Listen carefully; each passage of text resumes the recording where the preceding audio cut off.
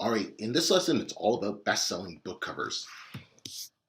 So what makes a best-selling book cover? We're going to take a look and dissect the different parts of a book cover and exactly the ones that stand out and help your book become a best-selling book, and show you some covers that are going to do the complete opposite of that. We're going to talk about where to find the best designers, how to work with your designers to get the absolute best cover possible. This is something a lot of publishers and authors, they don't fully grasp this concept, is you do want to take part in coming up with your book cover. And I'm going to show you a couple tips and tricks to make sure you get the best cover possible.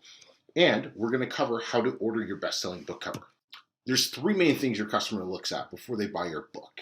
The cover is the first thing. I want you to think about when you're scrolling through Amazon, what you're looking at. You're not reading titles, you're not reading reviews, you're looking at the pictures. That picture is your book cover. Your cover is the first thing your readers notice about your book on Amazon. There's that saying, don't judge a book by its cover, but that's exactly what your customers are going to be doing. They're going to judge your book based on your cover. So you need to make sure you have the best cover possible. There's something called the confirmation bias. And basically it works like this. If it looks good, then the book must be good.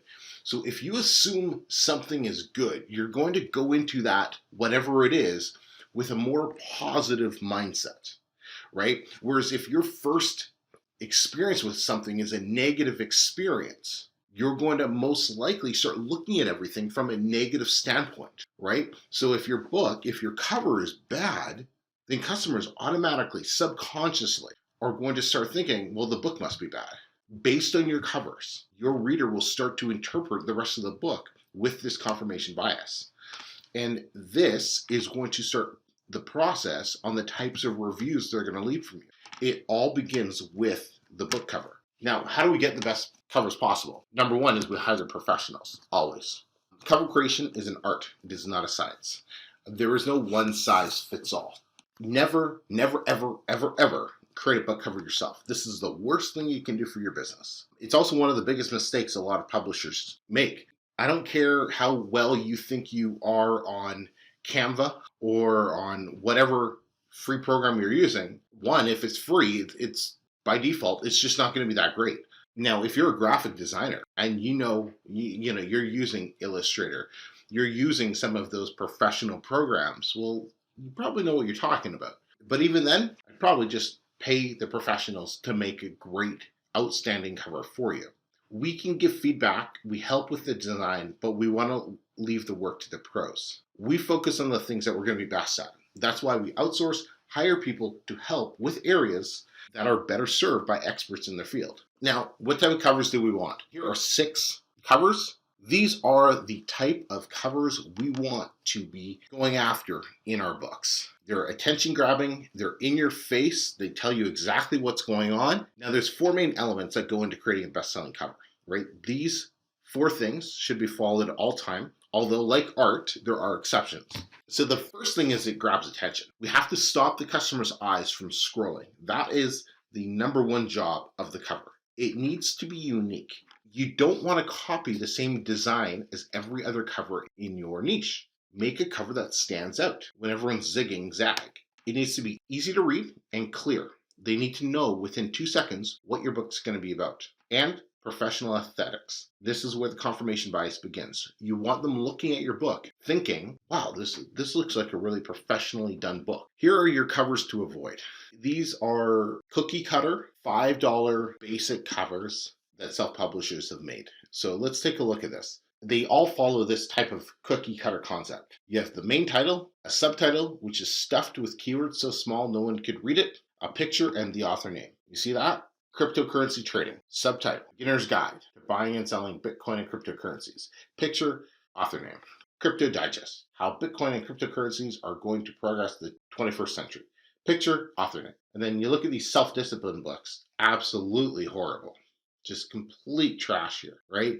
They just stuffed a whole bunch of keywords in the subtitle, right? That's trying to get their book to rank for all of those different words. It's a very outdated tactic used way, way, way back in the early publishing days. So most self-publisher books are going to look like that. And by spending time on making sure you're coming up with the absolute best cover that's going to stand out, you're already going to put your book ahead of everybody else's. So be different, be bold, and stand out. So let's take a look at this a little bit more. So self-discipline. It's not a real title, it's just a keyword. We talked about the subtitle, stuffed with keywords. It's very hard to read. You see, it's how to control yourself, focus your mind, ignite motivation, and improve Spartan habits, overcome daily procrastination. It's just stuffed with keywords. It means absolutely nothing. Random picture with no real connection to the book's subject. Pen name designed to rank for another keyword. Mark confidence. Now, here's the best-selling cover. Plain white background. Simplicity in mind, which goes along with the theme, the one thing, right? Focusing on creating or getting one thing done at once. Simplicity. Less is more. Lots of white space. The opposite of that, bold, full orange color. Incorporates the piece of tape made to stick. So they have a piece of tape on it, right? Picture very relevant to the title. A lot of thought was put into this. It's a very simple cover, but the thought was put into it. Another one, full text, right? No pictures, all text, but clear and simple message, right? Finish what you start, right there.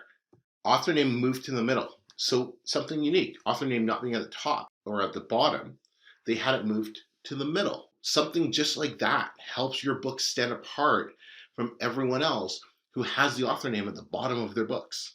3 colors, once again, minimalistic thinking behind this cover. This is another great one. Thoughtful colors, right? Not nice, but they're using warm, the light blue or the sky blue rather, the yellow calming colors, the deflated balloon picture. I love that. Reviews on the cover. You see that there. They actually have a review on the cover and references other books as well. So your cover designer is the artist, but you are the conductor, right? Giving them some instructions will help them understand the direction you want to go with your cover. Well, there's no one size fits all. There are a few things to keep in mind. So one of the big things that you can focus on is minimalistic cover. Less can be more. When we go back to the one thing cover, less is more. Having blank space is going to have your book stand out if everyone else is using the entire cover to get their message across. Creativity. Use title and image together when possible, right? With that made to stick example. Be different. Zig when everyone else is zagging. Less is more. So here's a couple of examples. Good to Great. Very, very amazing book. Jim Collins. Simple. Has the little line graph in the back. Good to Great. Outliers. Malcolm Gladwell. National bestseller.